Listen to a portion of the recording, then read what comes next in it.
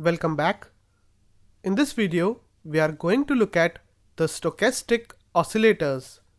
The stochastic oscillator is based on the observation that in uptrends, prices tend to close at or near high end of their recent range. Correspondingly, in a downtrend, prices tend to close near the lower end. The logic is that if prices of a stock are constantly being bid up during the day, but if they lose their value by the close of the day, then the rally is unlikely to continue. This is because if sellers have enough supply to overwhelm buyers, it is logical to conclude that the rally might not continue. In contrast, if you see that a stock rallies during the day and is able to hold on to some or most of the gains by the close of the day, then it is a very bullish sign. The stochastic oscillator oscillates between 0 and 100. Stochastic oscillator also has a default 14-day period like the RSI. The oscillator is composed of two lines. These are the %K line and the %D line. These are calculated by the formulae shown here. Here C stands for the latest closing price, while L14 stands for lowest closing price in the past 14 days. H14 stands for highest closing price in the past 14 days. %K is derived by subtracting the lowest closing price in past 14 days from the closing price of the day, and then you divide it by the difference between the low and high price in the last 14 days. We multiply this to 100 in order to arrive at the %K line. %D is just the average of last three %K values calculated every day. You can think about the %D line as a long-term average line, which has to be seen in conjunction with the short-term %K line. This is because the %D line is just the average of the three %K values. Hence, %D line is the slower moving line or the smoother line. Hence, this line is actually called the signal line, because when the %K line is able to cross the %D line, it actually has some implications, and hence %D line is called the signal line. %K is the faster moving line. The %K value means that the latest closing price was in the %K percentile of the high-low range.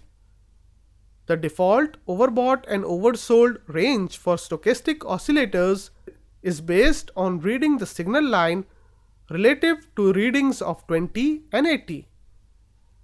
The default overbought oversold range for this indicator is 20 and 80. That is, values above 80 reflect that the stock might be in an overbought zone, and values below 20 may reflect that the stock may be in an oversold zone. But like we said in case of the RSI, you also need to look at each security separately to derive the normal range of values for the indicator.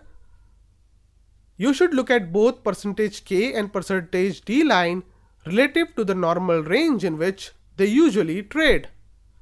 If the indicators move above the normal range, then the security may be overbought, and this should be regarded as a bearish signal. However, if the indicator moves below the normal range, then the security is oversold, and this should be regarded as a bullish signal. Like in the case of RSI, stochastic oscillator should be used with other technical tools like the trend lines. If other methods like say trend lines suggest the same conclusion as the indicator, then you have convergence or confirmation. But if they give conflicting signals, you have a divergence which you should regard as a warning signal. Crossovers of two lines can also give trading signals the same way as crossovers of two moving averages. When %K line moves from below the %D line to above it, this move is considered a bullish short-term trading signal. Conversely, when %K moves from above the %D line to below it, this pattern is considered a bearish signal. Let's look at an example of how to use the stochastic oscillator. The chart here shows how stochastic oscillator can be used together with other forms of analysis. Here we see that the security is in an uptrend.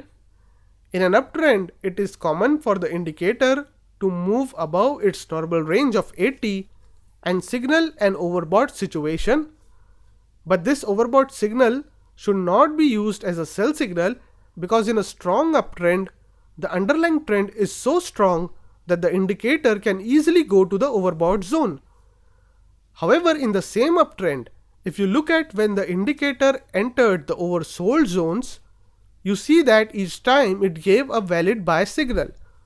So in a strong uptrend, you may rely on this indicator going into oversold zone to indicate that you should be looking to buy.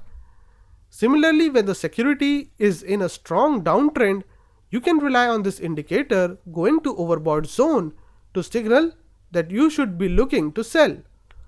Specifically, you should ignore overbought signals from the indicator when it is in a strong uptrend, and also you should ignore the oversold signals when the indicator is in a downtrend. With this, we have come to the end of our discussion on stochastic oscillators. In the next video, we are going to look at another indicator, which is the MACD indicator. So see you in the next video.